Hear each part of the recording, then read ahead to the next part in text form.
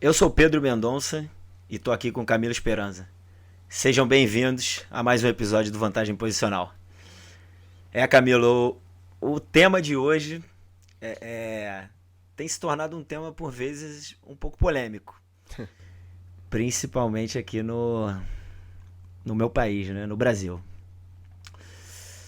que é o tema dos treinadores estrangeiros que, que vem cada vez mais atuando aqui no país.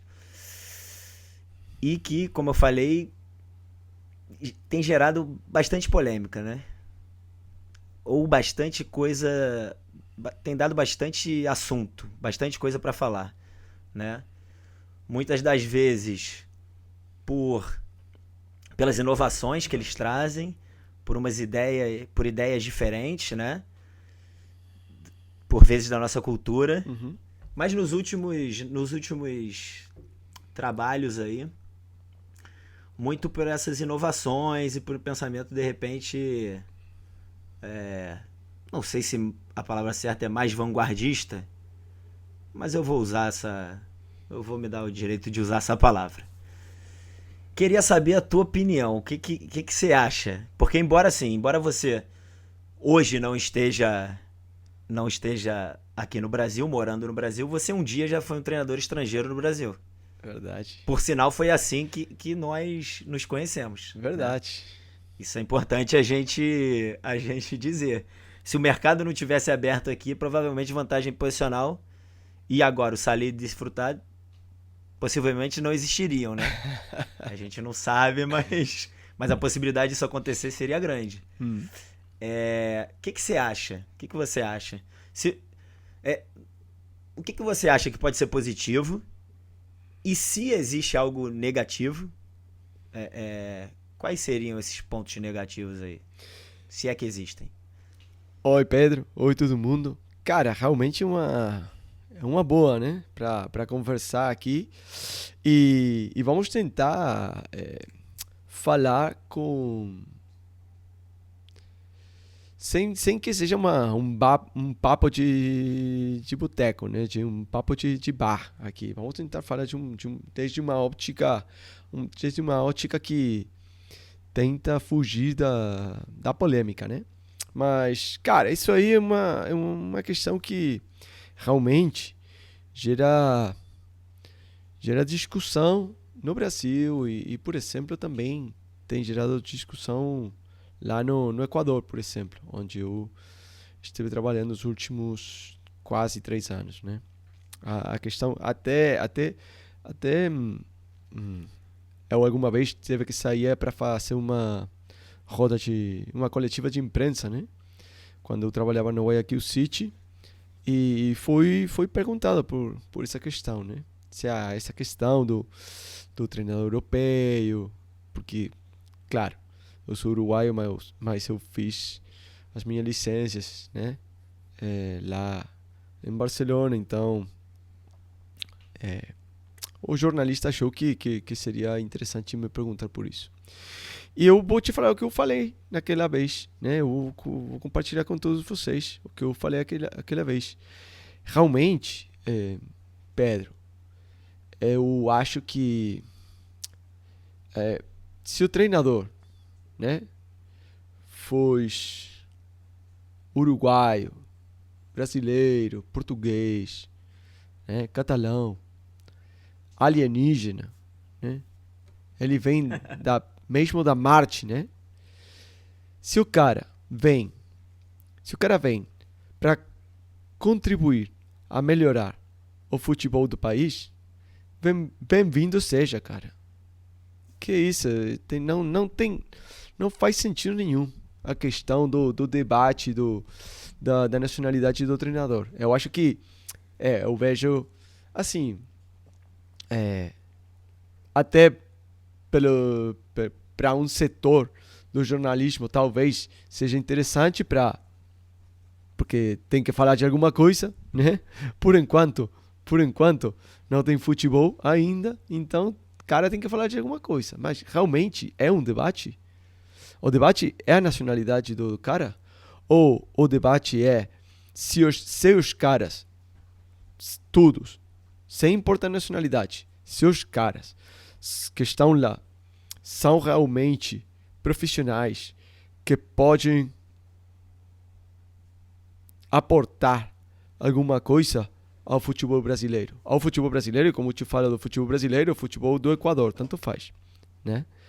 Então, eu acho que no momento que a gente começa a falar de conteúdo, que a gente começa a falar de conhecimento, a questão da nacionalidade vira absurda, realmente. Isso aí é a minha opinião.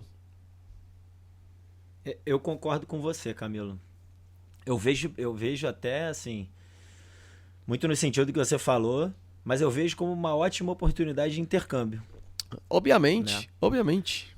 Porque, claro, se torna um pouco óbvio, mas são pessoas que vêm de culturas diferentes, por vezes com maneiras de entender, perceber e sentir o jogo diferentes também, porque, claro, como eu falei antes, vem de uma cultura diferente. Então acho que tudo pode agregar nesse sentido, né? Inclusive em momentos que por vezes a gente não concorde com o que é feito por algum desses Claro. profissionais, o que é natural, né? É super natural. Uhum. Mas eu vejo como uma oportunidade muito grande. Inclusive, acho que é uma maneira da gente se fortalecer também enquanto futebol. Claro, sem dúvida, Principalmente. sem dúvida, Principalmente. sem dúvida. Eu concordo totalmente com você. E falando da questão do conhecimento, cara, eu sou sul-americano, né? Eu nasci no Uruguai e, cara, realmente a gente tem que aceitar, né? O nosso futebol sul-americano, a nossa cultura sul-americana tem muita coisa muito legal, né? Muito legal. Ninguém pode negar isso, né? Mas na hora da, da formação mais acadêmica, né, dos treinadores, eu acho que, com todo respeito, e ainda que desde a Conmebol e desde as federações nacionais se estão fazendo esforços, né, para mudar isso, ainda estamos longe, né? Ainda estamos longe Claro. do conhecimento que é impartido nos cursos da UEFA, né? E eu Claro. fiz os cursos da UEFA, né? Eu tenho a licença UEFA Pro. Você fez, desculpa, os cursos da UEFA lá em Portugal. E, cara, eu não fiz cursos em América do Sul, mas você fez e pode falar Sim. muito melhor do que eu, né? Realmente, é, acho que desde uma questão estritamente acadêmica, e mesmo que, ainda que as distâncias talvez vão ser cada vez mais curtas entre a América do Sul e a Europa, ainda essas diferenças são grandes, né? São grandes. E eu acho que os treinadores sul-americanos ainda temos um outro caminho por recorrer, que não tem tanto a ver com a questão acadêmica, que tem muito a ver com essas inquietudes que são pessoais, que são individuais, de procurar sempre um maior conhecimento, né? Porque a questão das licenças, beleza, você vai e você sabe como é que é, né? Quem quiser, às vezes, muitas vezes, quem quiser chegar aí no curso só para aprovar, né? E ter aí Vai fazer. e ter aí o seu carnet de treinador, pode fazer totalmente. Mas é isso a questão? Cara, vou te falar uma coisa, realmente. Os cursos que eu fiz na UEFA, né? Na Federação Catalana, nesse caso, não sei se a palavra eu aprendi, né, é válida. Mas do que eu aprendi, eu fui exposto a uns conceitos, umas ideias, uns contextos que me fizeram pensar, caralho, será que eu posso aprender mais disso. E eu aprendi, mas procurando conhecimento pela minha conta. Entendeu? Claro. Tudo bem que esses cursos têm uns conteúdos acadêmicos e que você tem que fazer para aprovar, né? Mas realmente, quando eu aprendi, foi procurando conhecimento pela minha conta. E aí foi quando eu teve como professor Rafael Pou, que hoje é o preparador físico da seleção espanhola. Cara, além do que ele mostrou pela gente no curso, eu ficava na hora do recreio. Cara, Rafa, será que a gente pode trocar uma ideia aqui? Ah, claro, Camilo, sim, a gente fala. É isso, né? Eu teve o Dani Fernandes, uma das máximas autoridades, você sabe, Pedro, do que é o jogo de posição, né? Dentro do que é o jogo de posição. Eu teve ele como professor, ele me convidou para trabalhar com ele num clube que ficava 1 hora quase da minha casa naquela hora, né? E treinando às 8 da noite, acabando às 10 da noite. Cara, eu nem pensei naquele momento se, mas quanto você vai me pagar, ou se esse time está em tal categoria ou tal outra. Não, eu vi uma oportunidade para aprender e eu fiz. Indubitavelmente, né? E eu acho que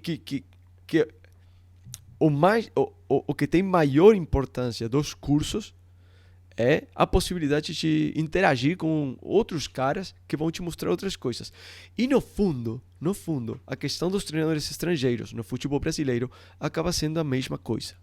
É uma oportunidade para todo mundo estar exposto a uns novos estímulos, a umas paradas totalmente diferentes. E, cara, se os caras que vêm vão ajudar a elevar o nível, parabéns, cara. Vai ser ótimo para todo mundo. Vai ser ótimo pelos treinadores brasileiros, porque vão ter que procurar novas soluções, vão ter que levantar o nível, né, para estar na altura do desafio, né? Vai ser melhor pelo jornalista, porque talvez vão aparecer coisas diferentes que o cara vai ter que, caralho, isso aí que está acontecendo é novo. Vou tentar procurar informação para ver como é que funciona esse negócio. Vai ser bom pelos jogadores. Cara, realmente eu acho que é muito parecida a questão dos cursos em outros países, outras culturas, com essa questão dos treinadores brasileiros, dos treinadores estrangeiros no Brasil. Não, foi muito pertinente essa questão que você levantou sobre as formações também, os cursos, porque eu vou fazer uma conexão com o início do episódio, quando eu falei sobre vanguarda e tudo. Quando eu falei vanguarda, eu me referi justamente a essa questão, né? Porque, por exemplo, o continente europeu já tem uma tradição de produzir artigos, livros, documentar o estudo do esporte, né? Dos jogos coletivos, de uma maneira geral.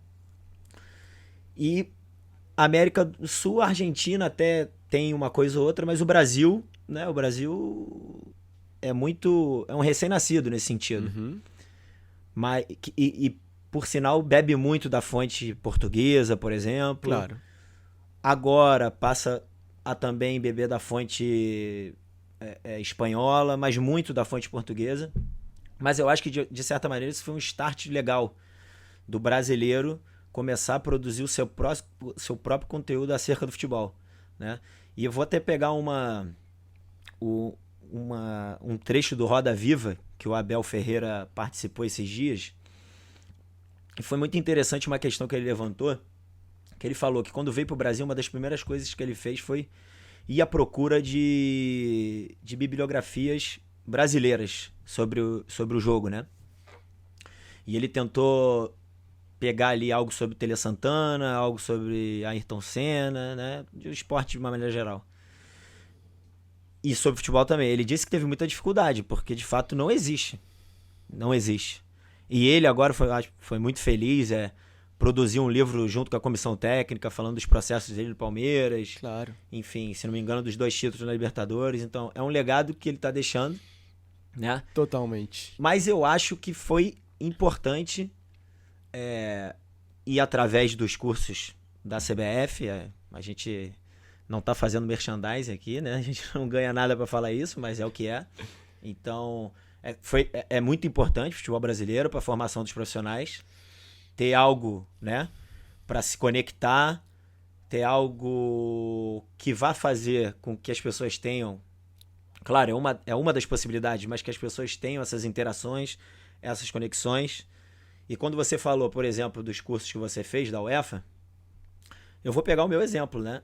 O último curso que fiz agora, que foi o UEFA-B, eu posso dizer, e não porque um foi pior e o outro foi melhor, não é isso, mas os momentos que mais aprendi foram nas conversas com os colegas de turma. Claro, Nas intervenções durante a aula, claro.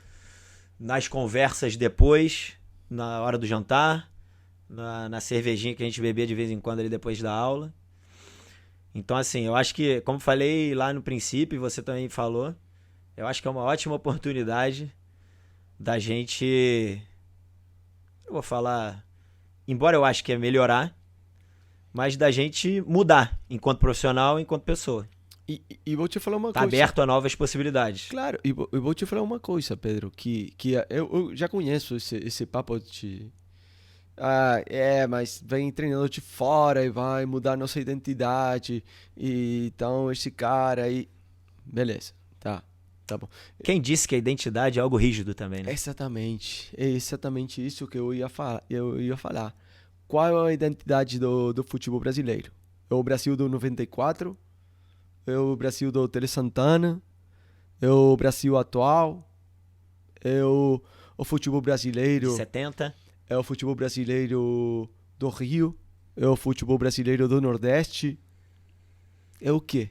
A identidade do futebol brasileiro, entendeu? Então, com todo respeito, né? Obviamente, sem esquecer que o Brasil é o pentacampeão do mundo, mas deixa eu te falar uma coisa. Do mesmo jeito que o Brasil é o pentacampeão do mundo, e Uruguai é tetracampeão do mundo, e Argentina é bicampeão do mundo, eu acho que talvez, só talvez, cara, vencer foi o que fez que a gente esteja nessa situação de inferioridade respeito dos europeus quanto ao estudo. Por quê? Essas vitórias, não sei, estou pensando aqui, refletindo em voz alta. Talvez essas vitórias nos colocaram dentro de uma zona de conforto, né? De conforto. Podem ter maquiado algumas necessidades, né? Não sei, cara. Não sei. Escondido. Não sei, entendeu? Então, talvez,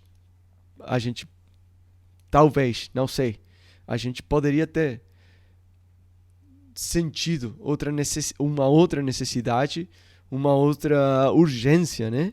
Se a gente não tivesse vencido tão regularmente. Sim. Obviamente, o Brasil de forma muito mais recente do que o Uruguai, mas o Uruguai, na sua escala, teve vitórias muito importantes no futebol mundial nos últimos anos, né? Na escala do Uruguai, chegando à semifinal, quartas de final, tendo Copa América, que na escala do Uruguai, que é um país bem pequeno, é uma grande vitória. E a Argentina, e a nível cara, histórico, inclusive, ganhou da gente, né? Ganhou do Brasil.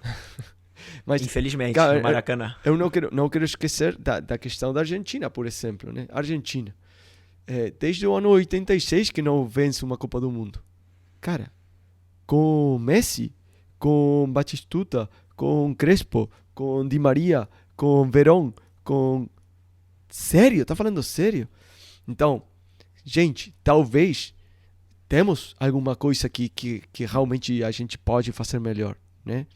E se esses caras que estão chegando no nosso futebol vão deixar um legado, né? Como fez o Abel, ou vão fazer que todo mundo aqui tenha que acordar, né? É isso, Camilo.